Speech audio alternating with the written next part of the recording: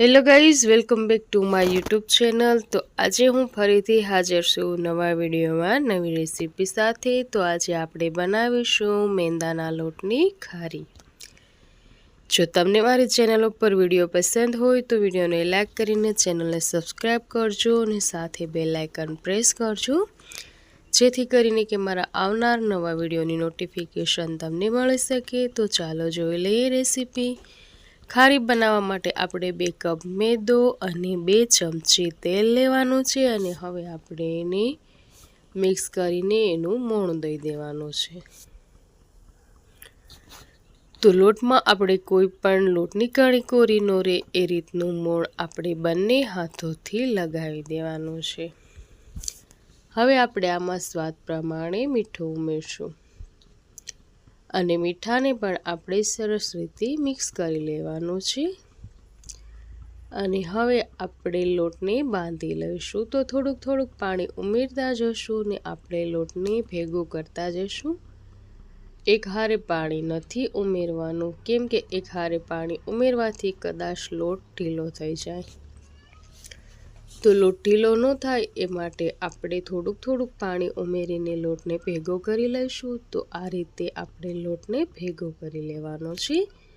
લોટની thickness આપણે medium રાખવાની છે। લોટ કડક નથી રાખવાનો અને લોટ ઢીલો પણ નથી રાખવાનો।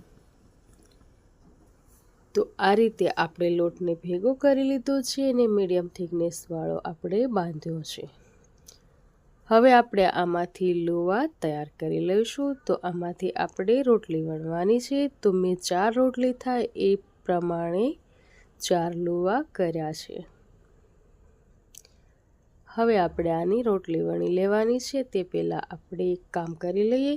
3 ચમચી મેંદાનો લોટ, 3 ચમચી તેલ અને હવે આપણે આનો ઘોળ તૈયાર કરી લેવાનો છે। તો આ રીતનું આપણે ઘોળ બનાવી લીધું છે મેંદાનું। તો તમે જુઓ કે આ રીતનું ઘોળ તમારે રાખવાનો છે અને ટોટલ 1 વાટકી પાણી આપણે જોયું છે। અને હવે આપણે વણી લઈશું રોટલી।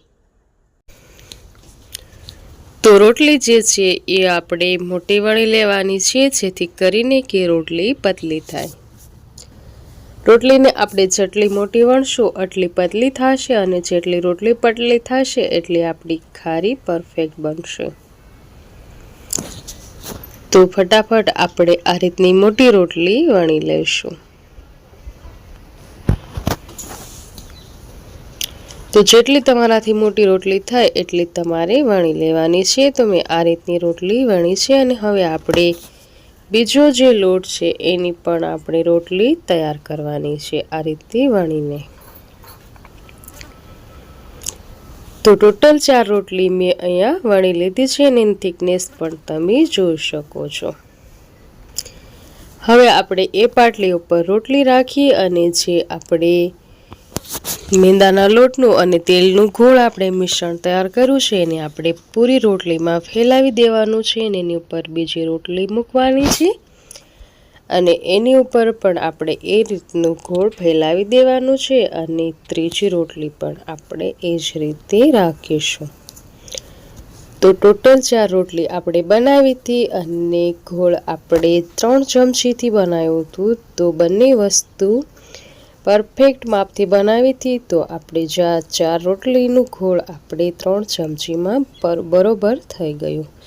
તમારાથી વધારે કે ઓછું થાય તો તમે થોડુંક એક્સ્ટ્રા બનાવી શકો છો। હવે આપણે કિનારી ઉપર સરસ રીતે પેક કરી અને ઉપર થોડોક કોરો લોટ છાંટી અને રોટલી ફરીથી વણી લેવાની છે આપણી ખારીની। હવે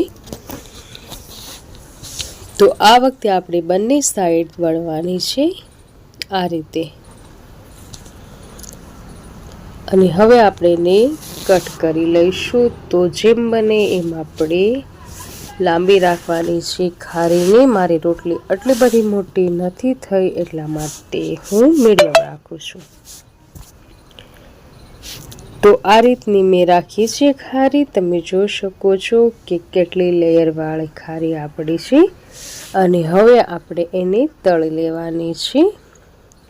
તો તેલને ચેક કરી લઈએ. તેલ આપણે એકદમ ધીમું ગરમ કરવાનું છે. આ રીતે ધીમું તેલ ગરમ થઈ ગયું હોય ત્યારે આપણે ખારી જે છે એની ફ્રાય કરવાની છે અને ગેસની જે આંચ છે એને આપણે એકદમ સ્લો ટુ મીડિયમ રાખવાની છે. જો આપણે સ્લો આંચ ઉપર ખારીને તળશું તો આપણી ખારી જે છે એ સરસ રીતે લેયરવાળી બનશે. બિલકુલ એ રીતની ખારી બનશે જેવી આપણે બજારમાંથી લાવતા હોઈએ છીએ. આપણે આને હમણાં પલટાવવાની જરૂર નથી, થોડીક વાર રહેવા દઈને જ પલટાવશું. તો થોડીક વાર થવા દીધી હતી મેં અને ત્યારબાદ જ મેં પલટાવી છે. જે ખારી મને લાગે કે પાકી છે એને જ પલટાવું છું, બધી ખારી નથી પલટાવતી.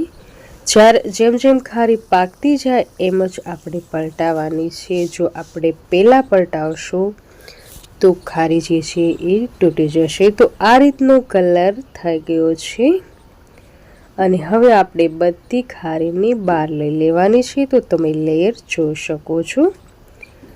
તો એકદમ પરફેક્ટ બજાર જેવી લેયરવાળી ખારી આપણે આજે બનાવી છે ઘરે. તમને આ રેસીપી કેવી લાગી તમે મને કમેન્ટ કરીને જરૂરથી જણાવજો.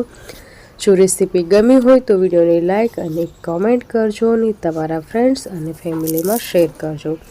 તો ચાલો જોઈ લઈએ આપણે એક ખારીને તોડીને. તો આ રીતની ખારી આપણી બની છે. ફરીથી મળીશું નવી અને નેક્સ્ટ રેસીપીમાં. ત્યાં સુધી આવજો. Bye bye and take care. Thanks for watching.